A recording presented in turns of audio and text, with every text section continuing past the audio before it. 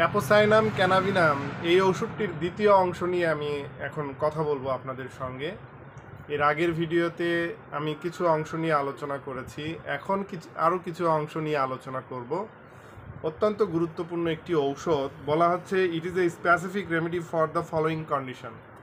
এটা একটি নির্দিষ্ট ঔষধ, কিছু ফলোয়িং কন্ডিশন। সেই ফলোয়িং কন্ডিশনগুলো কি কি, এই ফলোয়িং কন্ডিশনগুলো নিয়ে আমি এখন কথা বলবো।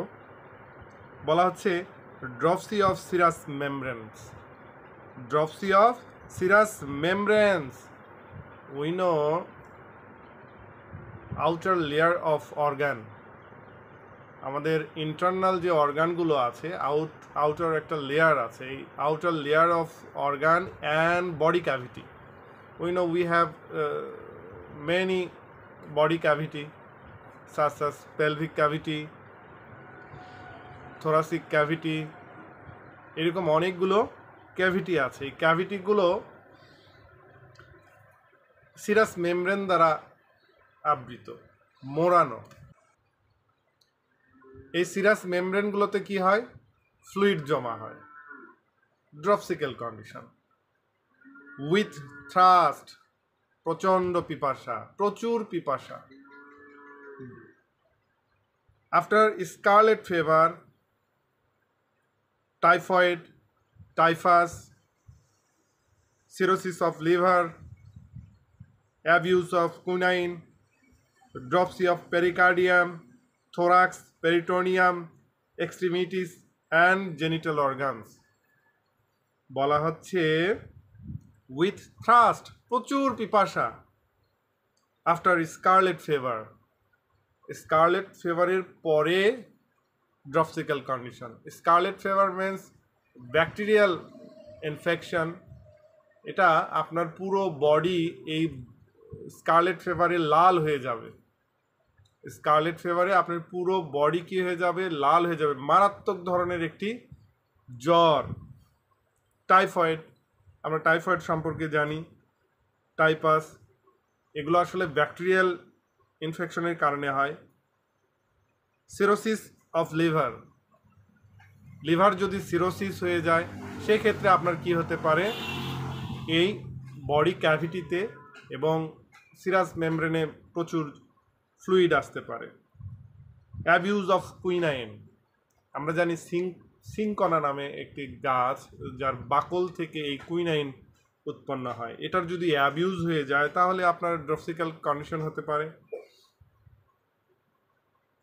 পেরিকার্ডিয়াম, ড্রপসি অফ পেরিকার্ডিয়াম, আমাদের হার্টের ওপর যে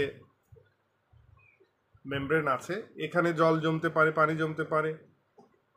থোরাক্স, থোরাসিক ক্যাভিটিতে পানি আসতে পারে। পেরিটোনিয়াম, আমরা জানি আল্লাপাক কী করেছেন? পেরিটোনিয়াম দিয়ে আমাদের অ্যাবডোমেনকে কাভার করেছেন, এখানে আপনার ফ্লুইড আসতে পারে। এক্সট্রিমিটিস, আপনার হাত এবং পায়ে পানি আসতে পারে। And genital organ, we know genital organs means sexual organ, reproductive organ, এগুলোকে জেনিটাল অর্গান বলে। জেনিটাল অর্গানে কোথায় পানি আসতে পারে?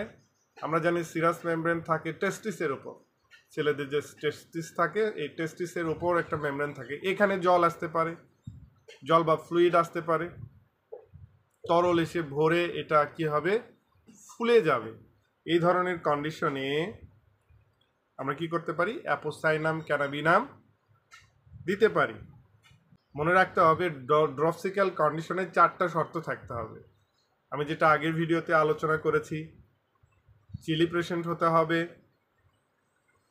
পেশেন্টের কোনো ঘাম থাকবে না, প্রচুর পানি পিপাসা থাকতে হবে, এবং কি থাকতে হবে? ওয়ার্স ফ্রম লেইং ডাউন, বিছানায় শুলেই তার কষ্ট বাড়বে। এই 4টা কন্ডিশন থাকতে হবে। তারপরে এখন রুগীর যত প্রবলেম হয় হোক, সমস্যা নেই। এই প্রবলেমগুলো আমরা অবশ্যই কেস টেকিংয়ে লিখব এবং দেখব রুগীর মধ্যে এই 4টা কন্ডিশন আছে কিনা।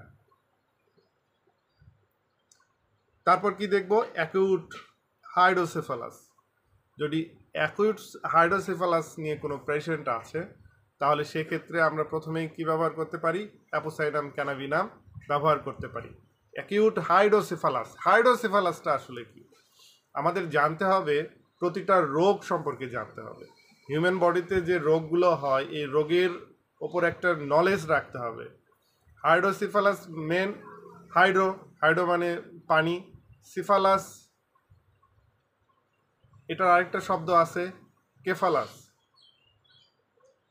গ্রিক মাইথোলজি থেকে আসছে হচ্ছে সেফালাস, যার অর্থ হচ্ছে মাথা। গ্রিক মাইথোলজি থেকে আসছে কি? সেফালাস, এটার অর্থ হচ্ছে মাথা। এবং গ্রিক অ্যানসিয়েন্ট, সুপ্রাচীন, এখান থেকে আসছে কেপালাস। কেপালাস শব্দটা আগে ব্যবহার করা হতো, মাইথোলজির আগে ব্যবহার করা হতো, তারপরে সিফালাস শব্দটি ব্যবহার করা হচ্ছে। অর্থাৎ হাইড্রোসিফালাস শব্দের অর্থ হচ্ছে জলপূর্ণ মাথা। এটা জন্মের পরপরই বেশিরভাগ মানুষের মধ্যে দেখা যায়, শিশুদের মধ্যে দেখা যায়। বাচ্চা ভূমিষ্ঠ হইলেও হওয়ার পর দেখা যাচ্ছে তার মাথা বড়। কেন এই মাথা বড়? We know we have a brain have a ventricle, and inside the ventricle have a choroid plexus. ভেন্ট্রিকলের পাশেই কি থাকে? কোরাইড ফ্লেক্সাস থাকে। কোরাইড ফ্লেক্সাস কি করে? Produce CSF, cerebro spinal fluid. এই সেরিব্রো স্পাইনাল ফ্লুইড তৈরি করছে কোরাইড ফ্লেক্সাস। এই সিএসএফ আবার ভেন্ট্রিকলের মাধ্যমে কোথায় যায়? We have vertebral column. আমাদের 33টি কশারুকা নিয়ে মেরুদণ্ড গঠিত। এই মেরুদণ্ডের ভিতর ভার্টিব্রার মধ্যে, এই ভার্টিব্রার কলামের মধ্যে কি থাকে? স্পাইনাল কর্ড থাকে। স্পাইনাল কর্ড অত্যন্ত সেন্সিটিভ একটি অর্গান। নিউরোলজিক্যাল, আমাদের বডির যত নার্ভ সিস্টেম আছে, যত নার্ভ আছে, তার সংযোগ গিয়ে অ্যাড হয়েছে কোথায়? স্পাইনাল কর্ডের সঙ্গে। এই স্পাইনাল কর্ডের চারপাশে কি থাকে? সেরিব্রো স্পাইনাল ফ্লুইড নামে একটি তরল পদার্থ থাকে, যেটা ব্রেনের চারপাশেও থাকে এবং উৎপন্ন হয় কোথায়? কোরাইড ফ্লেক্সাসে। কিন্তু কোথাও একটা অবস্ট্রাকশন কারণে ব্রেনে বা ভার্টিব্রাল কলামের যে শুরুটা আছে সার্ভাইকাল এরিয়ারের ওপরে, কোথাও একটা যদি অবস্ট্রাকশন দেখা দেয়, তাহলে এই ফ্লুইডটা আসলে আর কোথায় আসতে পারে না? ভার্টিব্রাল কলামের মধ্যে আসতে পারে না, এবং কি হয় না? আপনার স্পাইনাল কর্ডকে সিক্ত করতে পারে না, এটা নিচে আসে না। কিন্তু সিএসএফ তো উৎপন্ন করছে। সিএসএফ অলওয়েজ কি হচ্ছে? প্রডিউস হচ্ছে, সরবরাহ হচ্ছে বা উৎপন্ন হচ্ছে কোরাইড ফ্লেক্সাসে। কোরাইড ফ্লেক্সাসে কি হচ্ছে? এই সিএসএফ তো উৎপন্ন হচ্ছে, বাট এটা ভার্টিব্রাল কলামে আসতে পারছে না। এই বাধাপ্রাপ্ত, এই অবস্ট্রাকশনের কারণে কি হয়?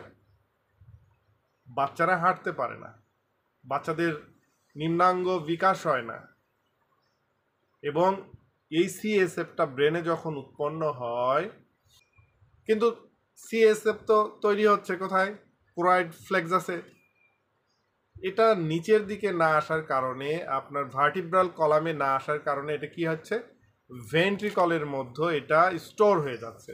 এই ভেন্ট্রিকলের মধ্যে স্টোর হইলে তখন কি হয়? যেহেতু বাচ্চার মাথাটা কার্টিলেজ দ্বারা গঠিত, তখন এটা ভেন্ট্রিকল বড় হয়ে যায়, ফরহেড বড় হয়ে যায়, মাথাটা অনেক বিগ দেখায়। এটাকেই বলা হচ্ছে হাইড্রোসেফালাস বা হাইড্রোকেফালাস। তো এই ধরনের বাচ্চাকে আমরা কি করব? আমরা অ্যাপোসাইনাম ক্যানাবিনাম দিব।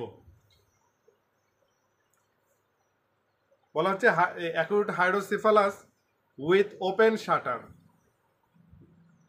আমাদের যে স্কাল আছে, স্কালের কিছু পার্ট আছে, এই পার্টগুলো কি হয়? ওপেন থাকে, স্টাপর, বোকা, ওয়ান সাইড লস্ট, বডির এক সাইড কি থাকবে, অকেজো থাকবে, constant and involuntary motion of one arm and one leg, সবসময় কি হবে, কনস্ট্যান্ট,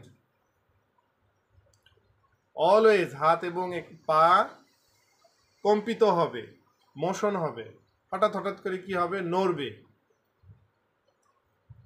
ফরহেড প্রজেক্টর, এই ফরহেডটা কি হবে, সামনের দিকে নেমে আসবে, সামনের দিকে চলে আসবে। এটাই হচ্ছে হাইড্রোসেফালাস। এই ধরনের পেশেন্টকে, হাইড্রোসেফালাসের উপর অনেকগুলো ঔষধ আছে, তবে most of the important medicine is apocynum cannabinum. Amenorrhoea in young girl, amenorrhoea মাসিকের অনুপস্থিত। Amenorrhoea is when you don't get your menstrual period. Amenorrhoea যখন আপনি আপনার মাসিক খুঁজে পাবেন না, যখন মাসিক আপনার হবে না, এই মোমেন্টকে, এটাকে বলা হবে অ্যামিনোরিয়া। মাসিক নেই। There are two kinds of amenorrhoea, দুই প্রকার amenorrhoea, primary or secondary. Primary and secondary. Primary amenorrhea is when person older than 15 has never gotten their first period. 15 বছর পার হয়ে 16 বছর 17 বছরেও যাচ্ছে, বাট প্রথম পিরিয়ডের দেখা নেই। এটা হচ্ছে প্রাইমারি অ্যামেনোরিয়া। সেকেন্ডারি অ্যামেনোরিয়া কাকে বলা হয়? বলা হচ্ছে secondary amenorrhoea happen when a person don't get a period for more than 3 months. মাসিক বা ঋতুচক্র ঠিকই আছে, বাট হঠাৎ করেই সাডেনলি কি হয়েছে, সাডেনলি আপনার 3 মাস ধরে মাসিক নেই। এটা হচ্ছে সেকেন্ডারি অ্যামেনোরিয়া। তো অ্যামেনোরিয়া কি আমরা জেনে গেলাম।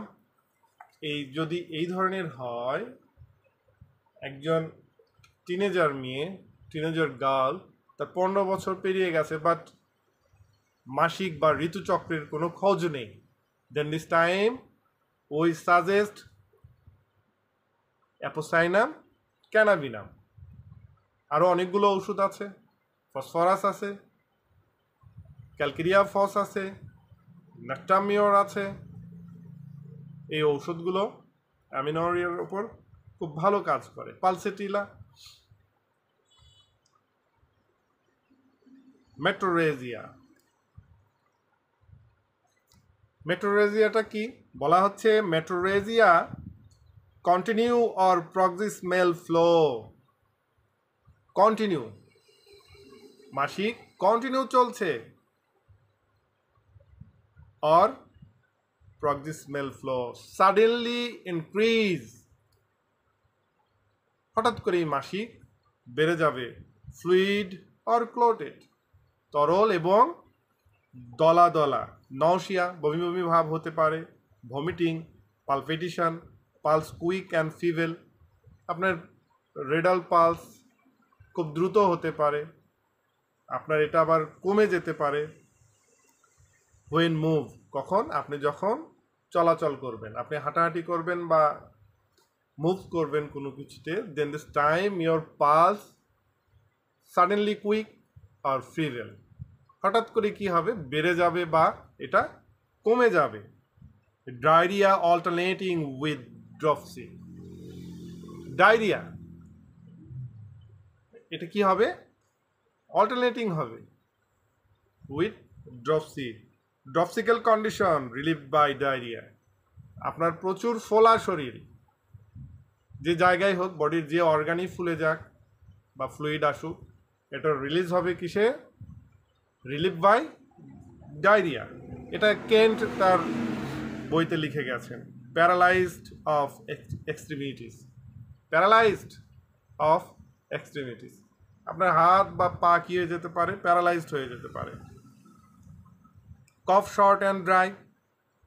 কফ কি হতে পারে? অল্প পরিমাণে কফ, এবং কফটা কি শুকনা। Heart weak. Heart weak, feeble and irregular. Heart অত্যন্ত দুর্বল হয়ে যাবে, ফিবেল কমে আসবে হার্ট রেট এবং রিরেগুলার। তারপর ইউজুয়ালি স্লো, হার্ট কী হবে, স্লো হয়ে যাবে। ইউরিন স্কান্টি, প্রস্রাব স্বল্পতা দেখা দেবে। গ্রেট থার্স্ট বা ড্রিঙ্কিং কোল্ড ওয়াটার রিজেগ্রি, প্রচুর ঠান্ডা পানি খাওয়ার ইচ্ছা, বাট বডি ঠান্ডা নিতে যাবে না। কজেস নওশিয়া, বমি বমি ভাব হতে পারে, vomiting, stomach irritable to food, কিছু খাইলেই স্টমাক কী হবে, ইরিটেবল হয়ে যাবে, ইরিটেবল হবে, অস্বস্তিতে ভুগবে। গ্রেট ডিস্টেনশন আফটার ইটিং, কিছু খাওয়ার পরে কি হবে, আপনার শীত জায়গাগুলো আরও ফুলে উঠবে। ভাইটাল ডিপ্রেশন, ভেরি ইম্পর্টেন্ট একটি সিমটম। ভাইটাল ডিপ্রেশন বলা হচ্ছে fainting when raising head from pillow, আপনি অসাড় বা অজ্ঞান হয়ে যাবেন বিছানা থেকে বা বালিশ থেকে মাথা তোলার পর। ডাক্তার সাহেব, বালিশ থেকে মাথা তোলার পরেই আমার মাথার চক্কর দিয়ে আমি আনকনসিয়াস হয়ে পড়ি, সেন্সলেস হয়ে পড়ি। It is a very important symptom for patient of apocynum cannabinum. তাহলে আজ যেটুকু জানলাম, এখানে হাইড্রোসেফালাস, জলপূর্ণ মাথা, এখানে আমরা কি ব্যবহার করতে পারি, অ্যাপোসাইনাম ক্যানাবিনাম ব্যবহার করতে পারি। তারপর কি, হাইড্রোথোরাক্স, আপনার লাংসে যদি পানি আসে, থোরাক্সের মধ্যে যদি পানি আসে, then this time we use apocynum cannabinum. Hydrothorax with sweat, hydrothorax with sweat, যদি দেখেন আপনার হাইড্রোথোরাক্স, বুকে প্রচুর পানি আসছে কিন্তু সাথে প্রচুর ঘাম, দেন দিস টাইম উই ইউজ মার্কসাল। আমরা তখন আর অ্যাপোসাইনাম ব্যবহার করতে পারবো না। যখন হাইড্রোথোরাক্স হয়ে যাবে, দেন দিস টাইম মেডিসিন একটাই, সেটা হচ্ছে মার্কসল, মার্কুরিয়াস সলিউবলস, অত্যন্ত ইম্পর্টেন্ট একটা ঔষধ। আমরা কি দেখব, বুকে প্রচুর পানি আসছে, লাংসের মধ্যে পানি জমে গেছে, বাট পেশেন্ট প্রচুর ঘামছে, then this time we use mercurius solubilis. Dropsy with thirst, জলপূর্ণ যেখানেই হোক, আপনার শরীরে যদি প্রচুর পানি এসে যায়, সাথে যদি প্রচুর পিপাসা লাগে, এখানে বেশ কয়েকটা ঔষধ আছে, তার মধ্যে apocynum cannabinum very important medicine. Arsenic আছে, অ্যাকোনাইট আছে।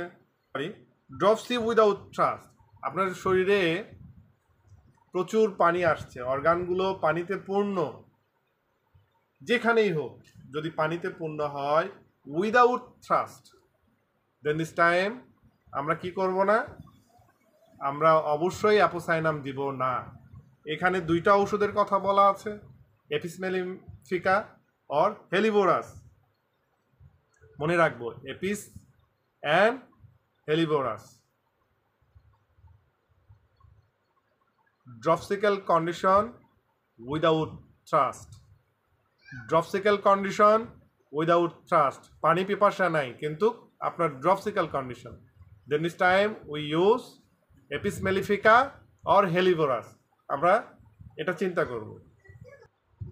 তো প্রিয় শিক্ষার্থী, তো আজ এই পর্যন্তই। সবাই ভালো থাকবেন এবং বেশি বেশি পড়াশোনা করবেন। আমি চেষ্টা করছি যতটুকু পারা যায়, আপনাদের সঙ্গে আছি শেখানোর জন্য। ধন্যবাদ সবাইকে।